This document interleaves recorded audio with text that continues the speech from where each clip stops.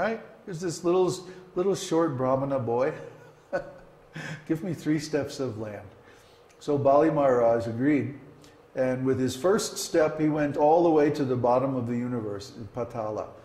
And with his second step, he went all the way to the top of the universe and actually poked a hole in the covering of the universe with his toe. And from that hole, the Ganges water came from the causal ocean. Therefore, the Ganges water is very, very pure, having touched the lotus feet of the Lord.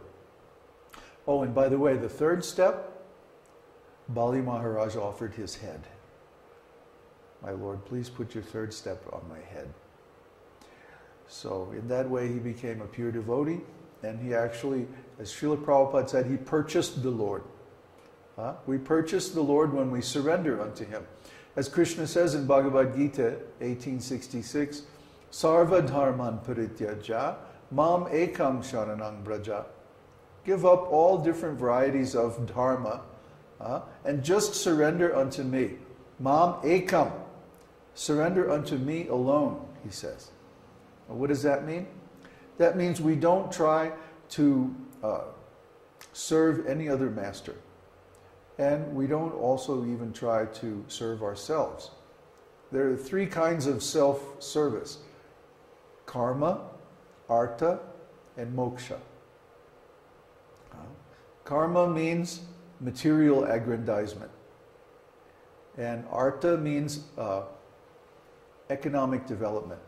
Kama also means sense pleasure. And in spiritual life, there's karma yoga, jnana yoga, and mystical powers, siddhis and stuff like that. We don't try for any of that.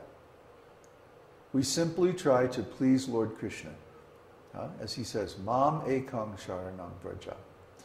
And what's the result of that? Aham tvang sarva papebhyo mokshaya shyami. Mashuchaha. He says, I will relieve you from the reactions to all your sinful activities. Don't worry.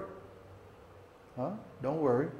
In the beginning of Bhagavad Gita, he says to Krishna, don't lament. He says to Arjuna, don't lament. Don't lament. Someone who laments is a fool. You're lamenting for what is not worthy of grief.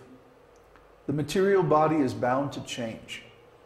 The material body is always changing. Actually, we're dying every day a little bit, until one day that dying process will be finished and this material body will be gone. So what do we do then? Well, long before that day happens, we should surrender to Krishna, because then we will already have our spiritual identity and our spiritual engagement established, and we'll be able to easily transfer ourselves to the material, from the material world to the spiritual world. Aham tvang sarva papebhyo. I will remove all your sinful reactions. So everyone has performed sinful activities in this world. Don't try to tell me that you haven't. We all have.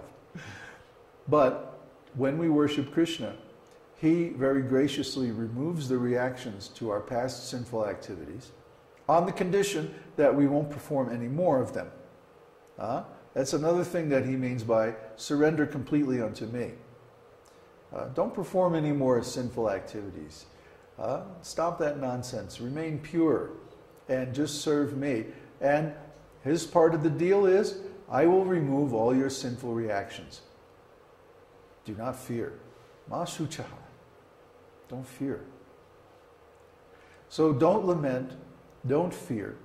Be situated in transcendental knowledge and serve him with all your heart. And surely you will come to him. That's Krishna's promise. And when we do that, we automatically become purified by association. It's said a man is known by the company he keeps. So if someone keeps company with thieves and rascals, then he becomes a thief or a rascal. If someone keeps company with mercantile men, businessmen, he becomes like a businessman, always seeking profit and like that. If someone hangs out with kings, then he becomes like a king, always interested in power and so on. And if someone hangs out with scholars, then he becomes like a scholar, very erudite and so on. But if someone keeps company with pure devotees, then he becomes a pure devotee by association. And that's the only way to become a pure devotee. There's no other way. Yatas sarvani bhutani bhavantyadi yugagame yasminscha pralayang yanti punareva yugakshaye. All living beings in the material world come from Lord Krishna at the beginning of the creation.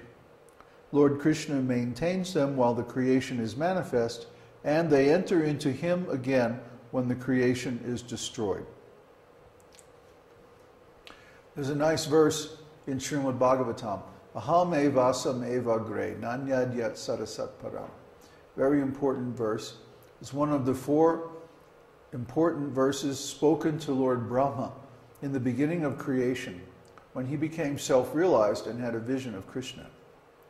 So in that verse, Krishna said, in the beginning, before this material universe existed, there was only I, the personality of Godhead. Everything you see before you now is nothing but I, the personality of Godhead. And at the end of this universe, when the creation is dissolved, all that will remain is I, the personality of Godhead. So in other words, everything is Krishna. Everything comes from Krishna. Everything enters into Krishna at the end. And in the meantime, actually everything is Krishna. So we discussed this yesterday in the Jyotish course quite extensively. And we actually traced out the process by which Krishna expands himself in the quadruple expansions, both in the spiritual world and the material world. He doesn't actually build the universe himself, but through his expansions and his devotees, everything is created according to his plan. Krishna has a plan. His plan is for all the living entities who are conditioned by material consciousness to come back to the spiritual world. He wants to save us, actually more than we want it ourselves. We're not very smart. We come to this material world and we think, oh, I can enjoy. Just like people go to Las Vegas. Oh yeah, I can win. I can beat the odds. Sure, no problem. They have such distorted expectations because of ignorance. They don't know the odds are always in the favor of the house. So they go to Las Vegas, then they lose so much money. Just a waste. Similarly, living entities come to this material world thinking, oh yeah, I can beat the odds, I can enjoy, I can be successful. And maybe they're successful for a little while, but then eventually the reactions of their sinful activities catch up with them, and bye-bye, down they go. So this is the story of every great rascal in the material world, and it's everybody's story. We all come here to try to enjoy, to try to imitate God. Actually, God is the only enjoyer, but we want to be an enjoyer, so we go away from God, and the only place to go away from God is here in the material world. Krishna is so kind that he supplies a place where you can't see him, not directly anyway, but we can see him through our spiritual senses and through his holy name. So when the time finally comes when we get tired of this material world and all the suffering and all the crazy stuff that goes on here, then we can chant Krishna's name and we can perceive him through transcendental sound vibration. So that's our real duty. In human life, there's nothing more important than chanting the holy name. This is what gives us everything desirable, because Krishna is the source of everything. Just like when Prahlad Maharaj was talking with his father, the demoniac Hiranyakashipu. Hiranyakashipu was boasting, I am the most powerful man in the universe, Prahlad, how dare you defy me? And Prahlad was saying, but father, you get your strength from the same source that everybody else does, the Supreme Personality of Godhead, Krishna. Hiranyakashipu is wondering, how can you be so strong, Prahlad? Everything I try to destroy you doesn't work. Where do you get your source of energy? Well, from the same source that you do, Father. He was very kind to his father, even though his father had done so many mean things to him. Well, that's a devotee. Devotees, a real devotee, a real Vaishnava, means someone who is self-realized, someone who has already achieved the greatest gain, who has already received the greatest benefit that life can offer, which is self-realization. And once someone has that gain, then they don't seek any further gain for themselves, because what else could follow that? It's just like if you have $1 million and